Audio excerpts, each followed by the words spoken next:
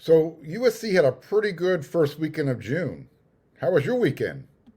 You are Locked On Trojans, your daily podcast on the USC Trojans, part of the Locked On Podcast Network, your team every day.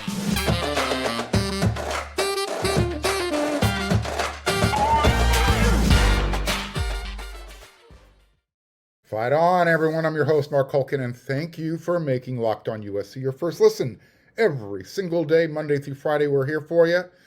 If you're watching on YouTube and you haven't done it yet, do me a favor. It's really easy and it would help the show out a lot. Become a subscriber. Just hit that red subscribe button.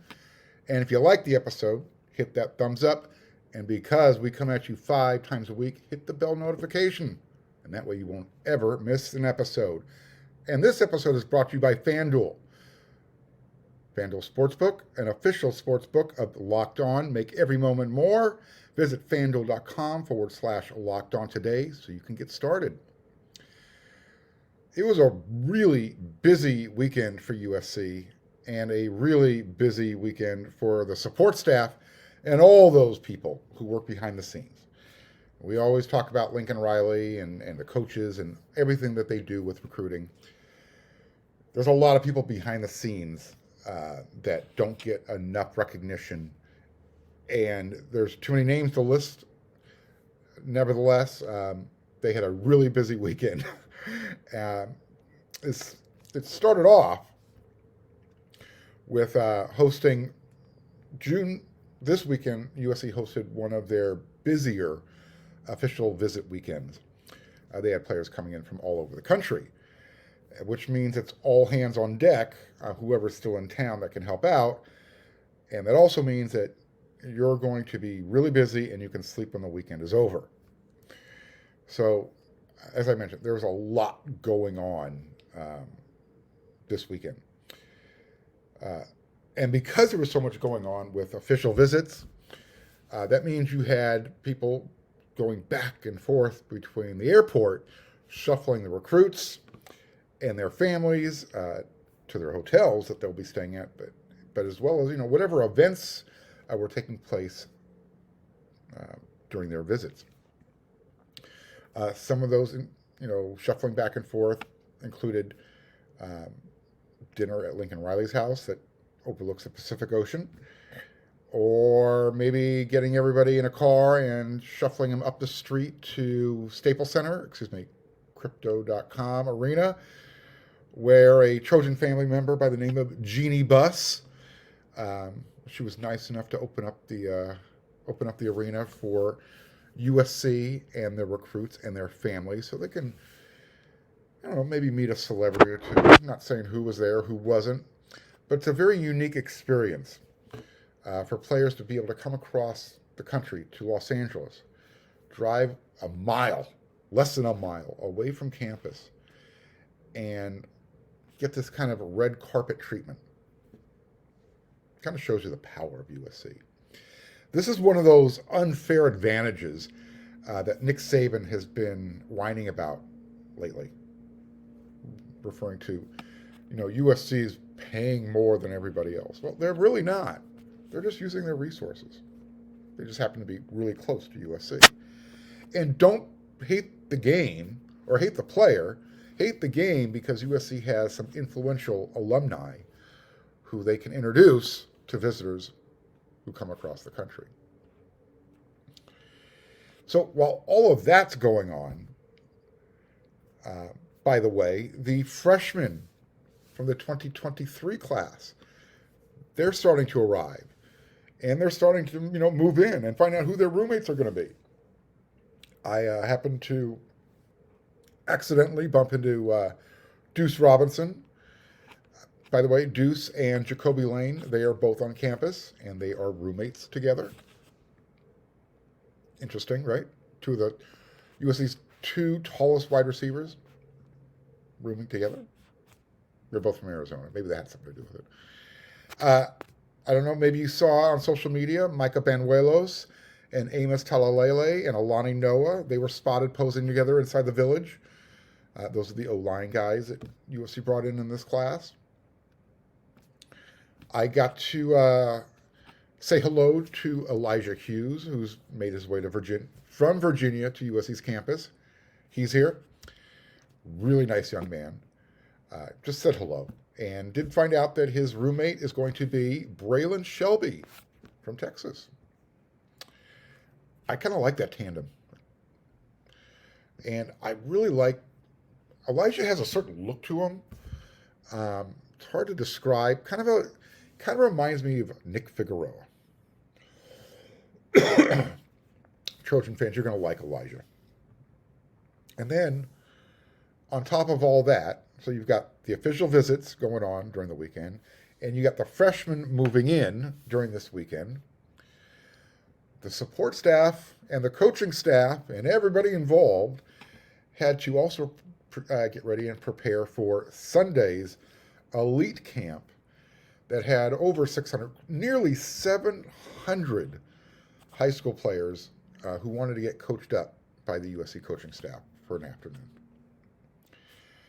A couple of current Trojans that I saw who were helping out with the camp. This is one of the ways that players can earn money during the off season by helping out doing these types of things. Taj Washington, Mario Williams. I just got to say this right now, and I'm sure many of you will agree. Taj Washington is by far one of the best personalities and one of the nicest guys on this team. Love this guy. And he also just got a really cool NIL deal and a sponsor for his cooking show that on his YouTube channel. So congratulations to Taj. Well earned, well deserved. And again, this is why he's one of my leaders on this team. I could see him being a team captain. He's got that type of personality. He's not an in-your-face guy, but he's the type of guy who you can just tell he's very genuine, very honest, and he loves being a Trojan. And that's probably the best part.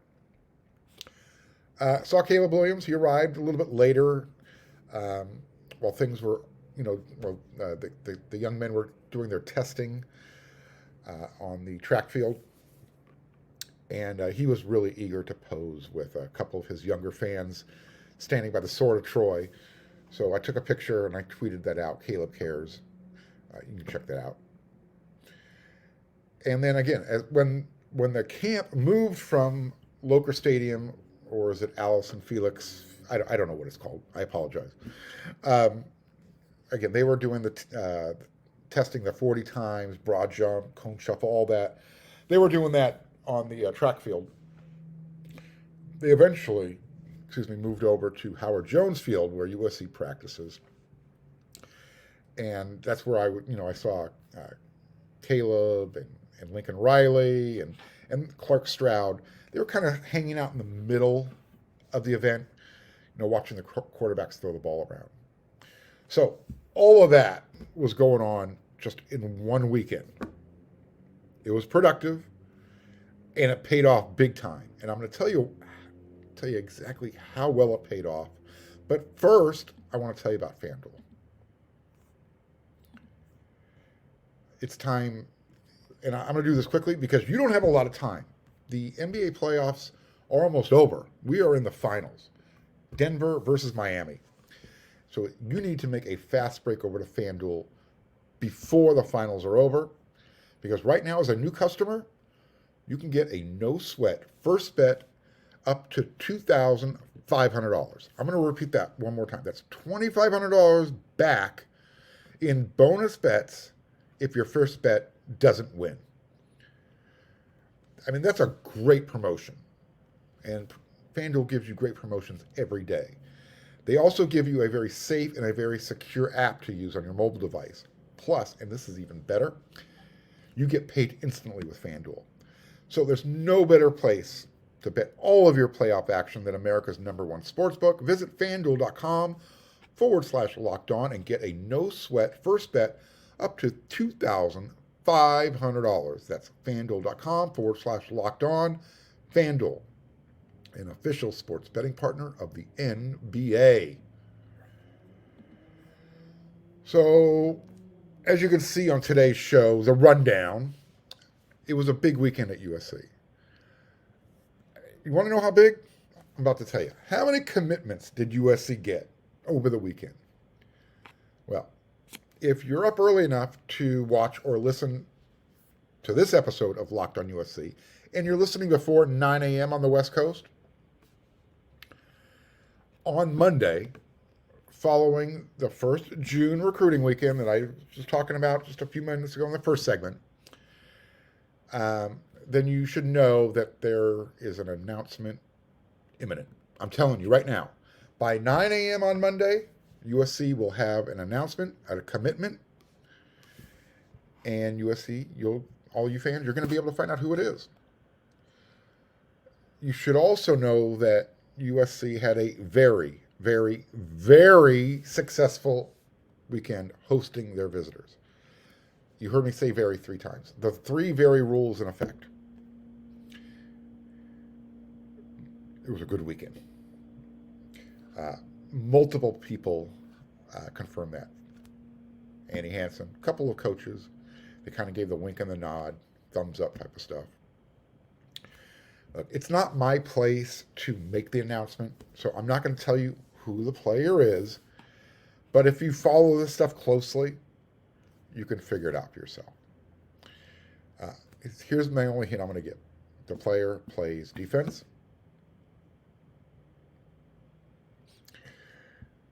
And here's the reasons why this particular player chose USC.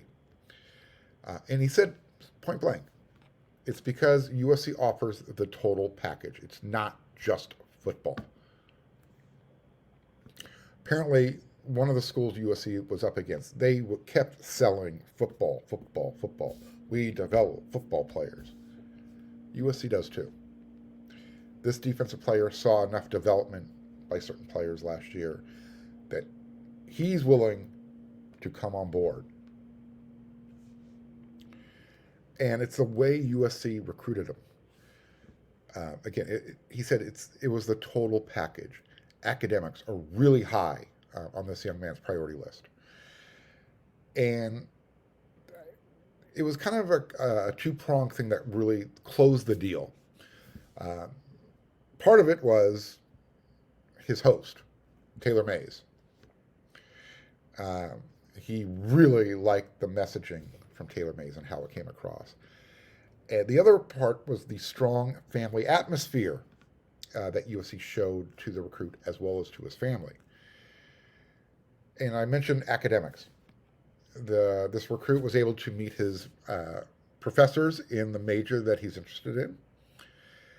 And the team chaplain also played a role in the young man's decision. So you can, just by hearing those types of things, you can tell this is a very well-rounded young man. Character matters with this staff when they're recruiting players. You can't just be an elite talent. There's elite talent everywhere. They want the right guy for the locker room who fits the culture they're trying to build. Perhaps the coup de grace, the sword in the field moment for this particular recruit, so it was hanging out at Lincoln's house. Literally, having dinner with Lincoln and his family, and the view overlooking the Pacific Ocean. Once Lincoln gets you up to his lair, you're kind of done. You're not going to leave there without feeling like, you know what, I'm a Trojan. The sales job really kicks in. Lincoln has a way about him. I heard one parent say that when she listened to Coach Riley talk, I think the word was she was mesmerized. Here's the thing. There are rumors that USC got up to 4 commitments from this weekend. And again, recruiting is very fluid, especially this time of year. However, the secondary, they may have already filled its numbers quota. And I mean safeties and cornerbacks. The weekend was very, very, very good. Late Sunday afternoon, USC saw another name come off the board, And this is while the coaching staff was still evaluating players for the future, players that they're considering for the classes of 24, 25, 26, 27. Those were most of the ages that were there for this elite camp on Sunday. In fact, there were nearly 700 campers. And this is just one of, I think USC will host like 9 camps throughout the summer. And again, let me just reemphasize. Lots of kids there from the class of 26 and 27 for this one. So you're not going to get names from me. I'm like, oh, that's who that is? Okay, I'll see you when you're a junior or entering your senior year.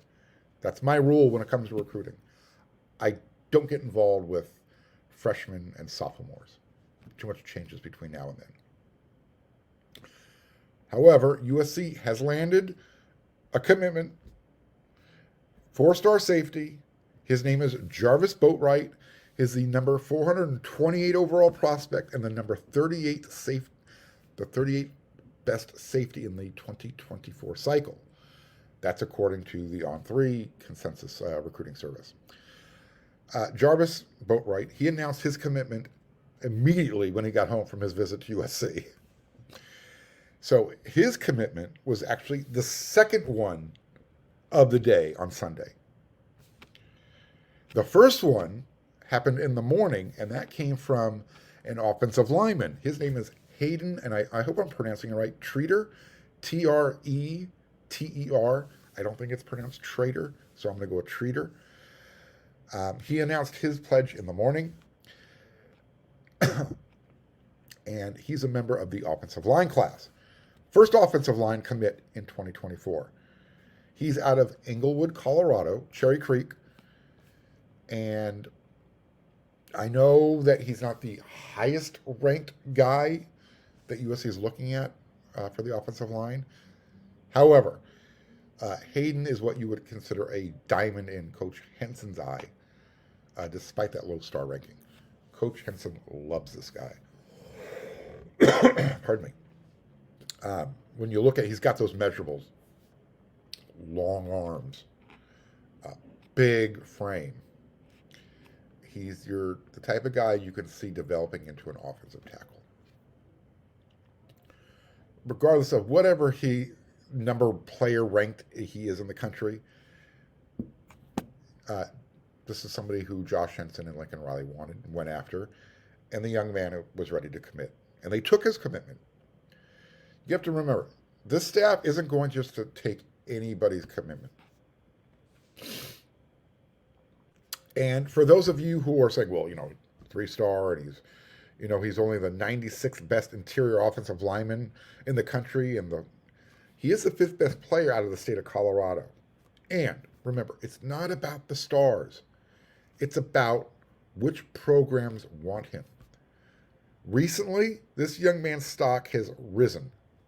I mean, he's earned offers not just from USC, Oregon, Arizona State, Tennessee, Purdue, Cal, as well as others.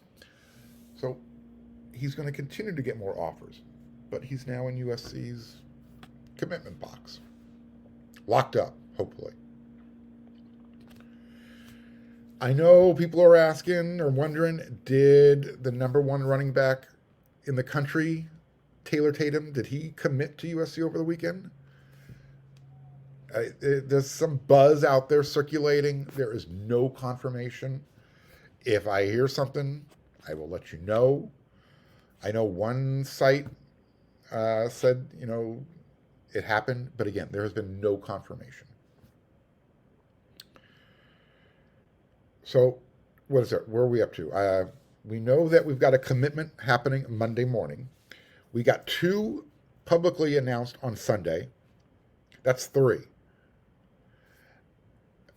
Sunday night around 6 p.m., Dave Emmerich, Lincoln's chief of staff, he tweeted out, quote, another one with the victory sign, the Trojan bat signal for commitment.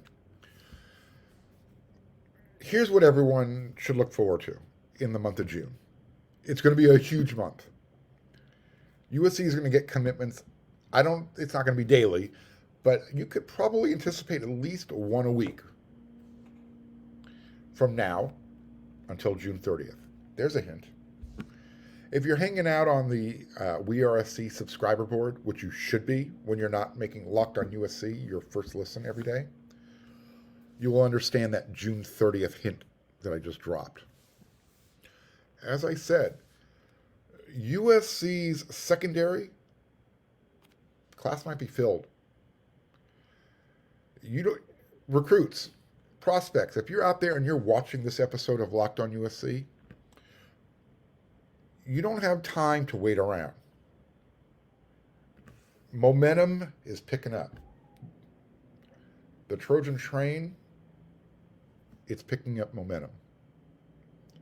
And once it starts, it's hard to stop.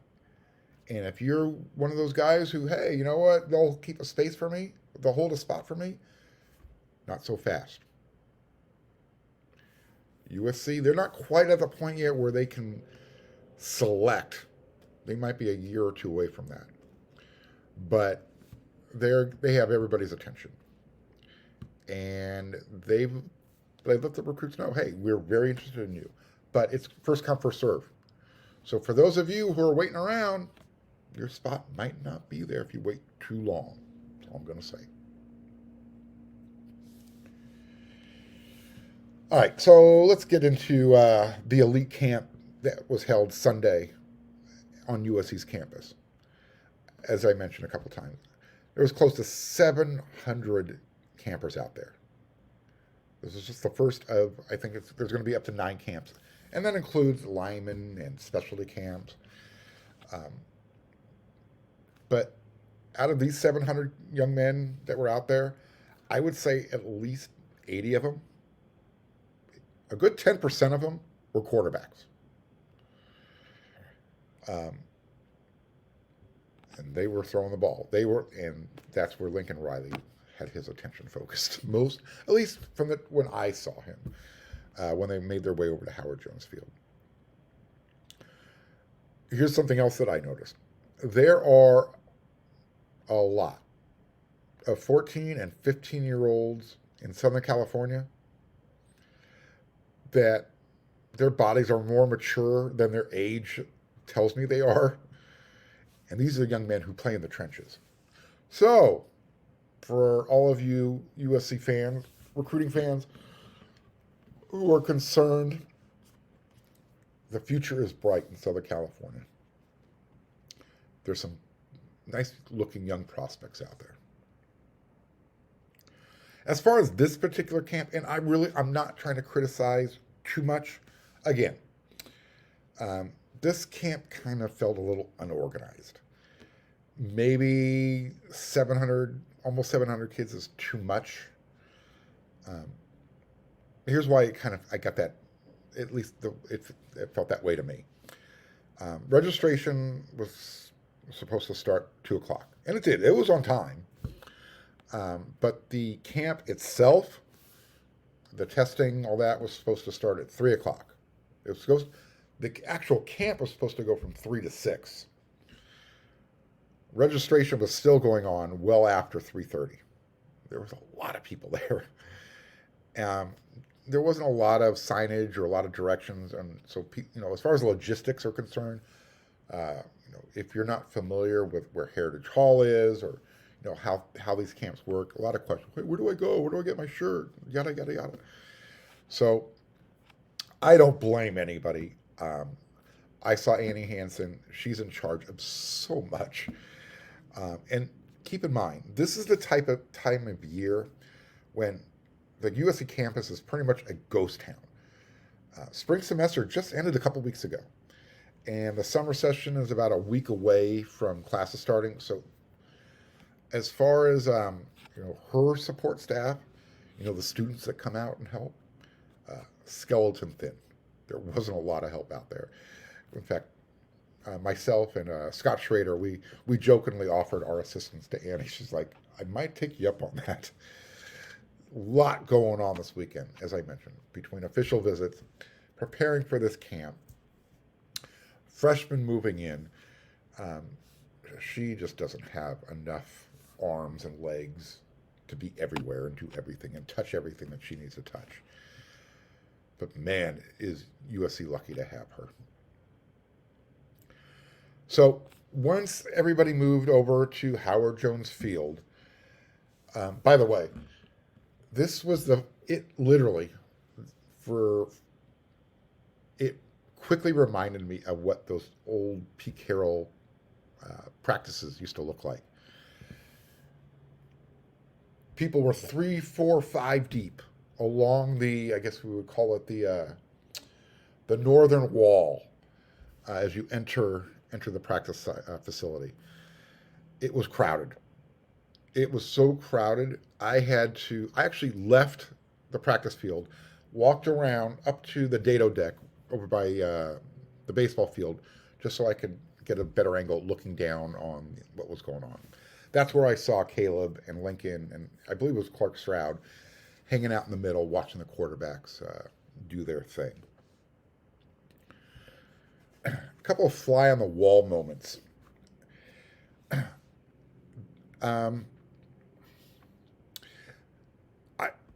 I understand parents. They want what's best for their kids. I get it.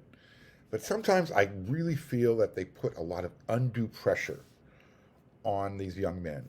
And some of these kids, and I go back and forth between young men and kids, but when you're 14, 15, you are a kid, in my mind. When you get to college, you're a young man. Once you turn 18, you're a young man.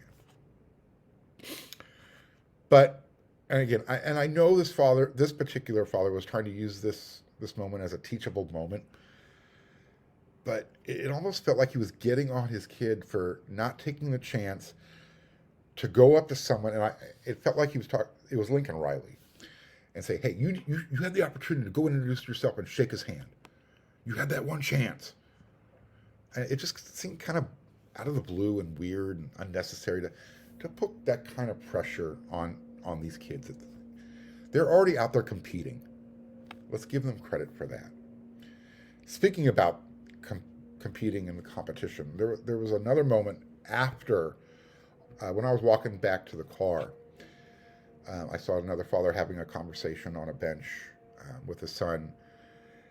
And it was that conversation where, hey, this is where the top guys separate themselves from the rest. And you needed to make the decision. Is this what you want to do?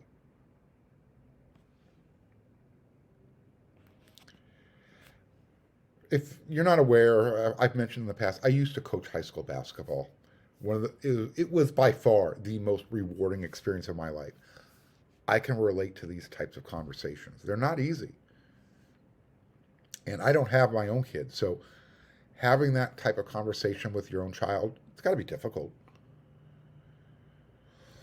I also had a chance to talk with a couple of local high school coaches who brought their players over so they can see what these camps are all about. I like these coaches a lot. Great guys who literally have their athletes' best interests at heart. You could tell. Their appreciation for a scholarship is what's most important. They don't care who offers a scholarship. Because the new message they're teaching their young men, their kids, hey, just because you're not getting the Power 5 offer right now, take whatever offer you get, because you're going to get multiple chances to be recruited again because of the transfer portal. That's the new paradigm shift. That's the new message. And I love the way these coaches are approaching it with these kids who think, hey, if I don't get an offer from USC or Ohio State or Alabama or Clemson, that they're not worthy. Got to change that mindset. These same coaches, by the way, last note before we get out of here for this episode, they were at UCLA the day before for about 5 hours. And they could not express how different the communication process is between Lincoln Riley and Chip Kelly and how recruiting takes place. Big difference. And when I say big difference, to the benefit and advantage USC. All right, there you go. Another episode of Locked on USC is in the books. I'll be back again with another episode tomorrow. We come at you 5 times a week. I'm going to have some more recruiting updates for you. And as well as we'll talk about the commitment that USC will get on Monday. It's a big one, and it was necessary. So until then, everyone, you know what to do.